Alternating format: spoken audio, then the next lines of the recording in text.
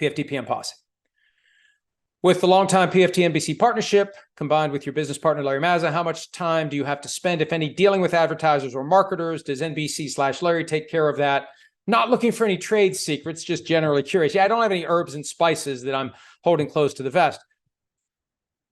Since we have partnered with NBC, and the way this works is we license all of our content to NBC. I own 100% of the equity of PFT.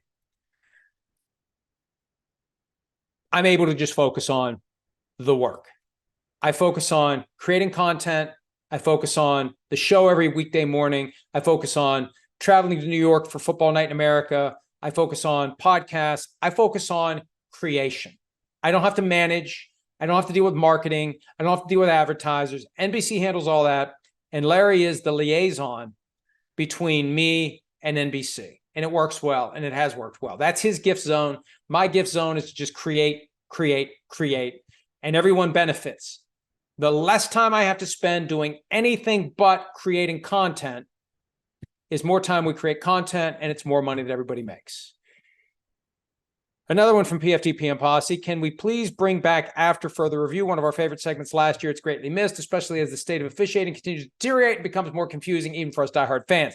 I've been trying to talk more about officiating here. Chris isn't on Wednesdays, and I want to have Chris involved when we do After Further Review because he brings that former player perspective. So there's really no time to do it. Tuesdays and Thursdays aren't good for it because there's other stuff to get to. So I don't know. We got to figure out what we're going to do. I just need to get him to work on Wednesdays.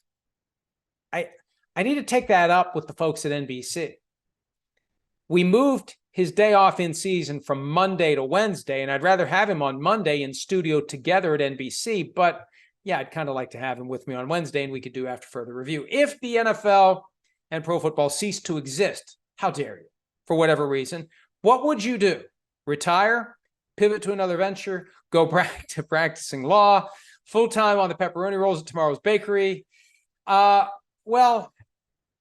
I mean, if the NFL would just suddenly disappear, I don't know what I would do. I really don't. I mean, we own part of Tomorrow's Bakery. My wife goes over there every Sunday and helps out. Maybe I would do some stuff with that. I would write. I would definitely write, but I'm already writing 1 or 2 books a year at night when I find time to write. So I don't if it was all I did, I don't know. I'm not big on sitting around and doing nothing. I guess I would find something else that I was sufficiently interested in that I could be fully engaged in all day long and write PFT style blurbs about and talk about. I would get up to speed on something. I don't know what. I'd find something, but I would spend as much time as I could writing. I've got like 8 books done now. I still don't know what I'm going to do with the rest of them, but we'll figure them out one at a time. Yeah, I hope the NFL doesn't go away anytime soon because I don't plan on retiring. All right. Some more stuff from PFT Posse. A nice little note of congratulations. He discovered the website when he was a junior in college back in 2004. He's visited 25 times per day, consuming all of it. That's good. Well, I appreciate it. He even had the PFT magazine. I got the cover of the PFT magazine on the wall in here. The one and only PFT season preview magazine. We did it once and only once and never again. James M. I'm looking at Dr. J144. Does Deshaun Watson have any financial incentive to play? Does he get paid the same whether he plays or not due to a fully guaranteed contract? Also, does being medically cleared affect that? He gets paid everything. And the way it works out, it's basically $46 million exactly in cash every year. The bulk of it was signing bonus last year. For the final 4 years of the contract, unless there's been a restructuring, and maybe there was this year, the way it was set up when he signed it, it's 46, 46, 46, 46, 46. $230 million, $46 million a year, 5-year deal. That's what it was. And he gets paid. He gets paid all of it. There's no per game roster bonus. There's no contingency that he actually plays. Medical clearance doesn't matter. It's not like he's refusing to play. See, if he refuses to play, if the team says you're good to play and he refuses, that's when he potentially jeopardizes his guarantees. And Let me just say this. I haven't written this yet. I've been thinking about this. I watched Deshaun Watson's press conference last week. And when he was pressed about whether he's happy with the team, whether he wants to play, at one point he mentioned his contract situation. Well, the only thing about his contract situation that has even been an issue this year was posted by us the day of the game against the Titans, week 3, 6 days after the Monday night game in Pittsburgh, where he had 2 blatant and egregious face mask fouls, made contact with an official, wasn't ejected, wasn't suspended. I got his contract. I looked at it because I was curious. And I saw the path toward an on-field incident resulting in a suspension, allowing the Browns to say, we are invalidating the guarantees, we're tearing up the contract, and you're gone. And he mentioned his contract situation. And again, that's the only thing about his contract situation that's come up all year. And the Browns never publicly said, we have no desire to do that. We're fully committed. We wouldn't invalidate the guarantees. And I can't help but wonder, to the extent that there's something weird going on between Watson and the Browns, and you just feel it. I've been doing this 22 years now, longer than that. PFT, 22 years, covering the NFL, year and a half before that. You just kind of feel something weird. They've done nothing to eradicate that feeling that something weird is going on. And it could be. We posted that item on the Sunday of week 3. He caught wind of it. He got pissed off that the team didn't come out and say, that's poppycock, that's ludicrous, we're never going to invalidate the guarantees. And that was the start of the wedge. If there is a wedge, it feels like there's a wedge. But when he says contract situation, and that's the only thing about his contract that's come up this year, I can't help but wonder whether or not there's something to it behind the curtain. Dr. J144 again, can you explain how the Giants can have a quarterback active on game day who they don't trust to throw a pass? That's coaching and GMing malpractice. Look, here's the bottom line. As I said earlier, there aren't enough bad quarterbacks to go around. There just aren't enough quarterbacks. That's the strongest argument against expansion. There aren't enough quarterbacks. And when it falls to Tommy DeVito and he's just not ready, it's a sign that there's not enough quarterbacks.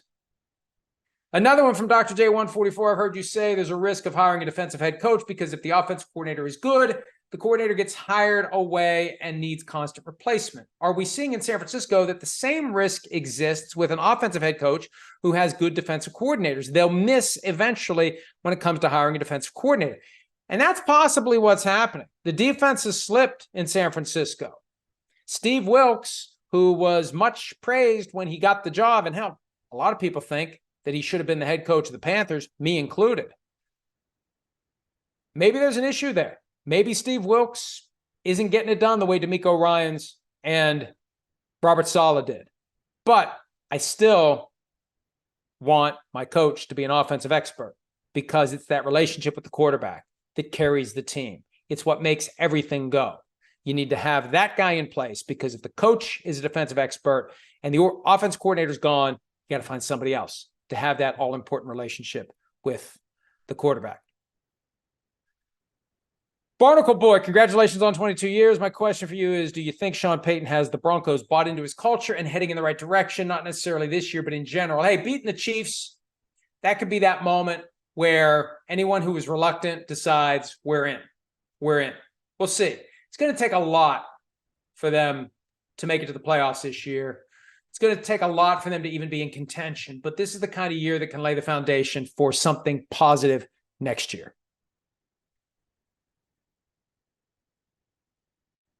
Assassin XVI, assuming the interim coach does not become the permanent coach this time either for the Raiders, what's your recommendation to Mark Davis for Raiders head coach? Here's my recommendation. Cast a wide net. Take your time. Consider all options.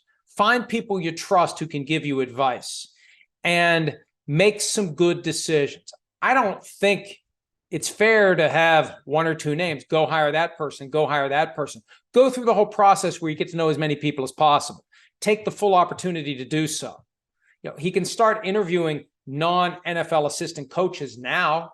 He can spend the next 9 weeks doing that. He can be doing his research. He can be gathering information. My advice to any owner is Don't have a preconceived notion. Don't have a predetermined winner. Go into it with a broad and open mind and force yourself to keep an open mind, gather all the relevant information, and then make your decision at the appropriate time. ATP Sports Talk, could the Lions season collapse if Ben Johnson gets the Raiders head coaching job? Ben Johnson's not going anywhere until the season's over. He can't leave in the middle of the season. And we already have an interim coach for the Raiders anyway. It's Antonio Pierce. So that is not anything that's going to happen. James Broska, did Jets versus Raiders not get flexed because NBC didn't want to deprive its crew of a weekend? NBC doesn't make those decisions, James. That's an NFL decision. And one vibe I've gotten this year, it's going to be hard to flex any game. You've got the afternoon networks that have to be taken care of. You've got flexing available for Monday nights and Thursday nights late in the season. It's going to take a lot to get games flexed in and out of prime time. You wait and see. That's my gut feeling. It's going to take a lot. Amused to death. What's the real reason Carson Wentz is unemployed? He threw 27 touchdown passes and 7 interceptions his last season. He has to be better than Josh Dobbs for the Vikings. I think there's a couple of reasons. First of all, Carson Wentz is prone to doing something stupid when you least need it. We've seen that all too many times. Things go haywire. It's a key moment. He tries to do something that he's not physically able to do, and it's a disaster.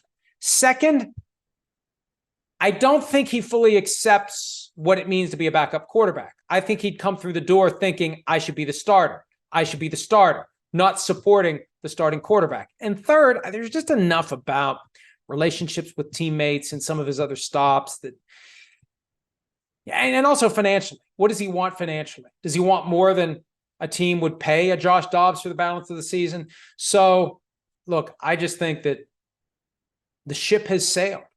If he was going to get an opportunity, it was going to come this week with the Vikings. And we'll see. Halfway through the season, there'll be other quarterback injuries. There have been a lot of them so far. Will his phone ring at any point between now and the end of the season? If it doesn't, good chance it's just flat out over. I mean, he wasn't even on a 90-man roster with any team. He didn't get a chance to come in and get up to speed and learn things. So, yeah, it's not looking good for Carson Wentz. And I don't know what the real reason is. I think there's a lot of factors, and I think teams have just concluded this is not a guy that we want to put at number 2 or number 3 on the depth chart for a variety of reasons. All right. John Kasich, is there any momentum for the NFL to move the trade deadline back? The Tuesday after week 10 to 12 would make things more interesting. They moved it from week 6 to week 8, 10, 11 years ago. Then they add a week to the regular season. They should at least move it to the Tuesday after week 9. I think at a minimum, it should go to week 10. I don't believe in a trade deadline at all. I think it should be open season all the way until the end of the regular season.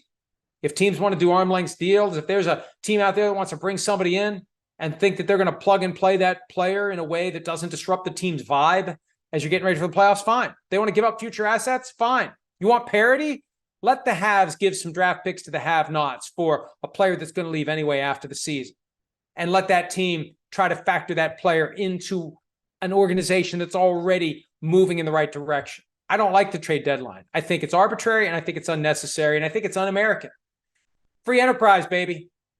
Anytime the two teams want to do a deal, they should be allowed to do a deal up until the regular season ends and the rosters for the teams that don't make it to the playoffs lock. McBomb squad member, the past couple of weeks, there were some big, bad, or missed calls on PI that changed the outcome of the game. Is there still any traction to add one team challenge per game on a PI flag? Look, we had pass interference. Replay review, 2019. Disaster. Standard was moving all over the place. They need to have some sort of mechanism for replaying pass interference calls and non-calls. They need to have it. They don't. They screwed it up so bad in 2019, they'll just deal with the current situation, flawed as it may be. All right. I should probably wrap it up. It's almost 2 o'clock Eastern time. Got plenty of radio this afternoon. Got to get back to work. Again, if you haven't done it yet, if you wanted to wait until the end, here's your reminder. Amazon.com. On our way home. Every penny I get goes to the Humane Society of Harrison County. It's a quick look. Look, it's 200 and how many pages? 260 pages. And it goes fast. I wrote it so it would go fast. I've learned a thing or two over the past few years on how to write in a way that carries the reader from one page to the next and one chapter to the next. Buy it. It's a good cause. It's a good message. And it may contribute to having a great holiday season for you and your family in 2023. Thanks, as always, for some of your time. PFT Live tomorrow morning, 7 a.m. Eastern, the Joint Mega Picks podcast after that. Doors are always open at profootballtalk.com. Thanks so much for any time you've given us over the last 22 years. I hope that 22 years from now, let me do the math. Holy shit, I'll be 80. Oh, shit. 22 years from now, I hope I'm sitting in this chair, this same chair, X chair, baby. Unpaid advertisement. This thing's great. It's comfortable. I hope I'm sitting in this same chair, in this same room, with this same background, saying thank you for some of your time. And we'll see you next time. Hi, it's Mike Florio. Thanks for watching PFT on YouTube. Hit subscribe for the latest news and analysis from Pro Football Talk.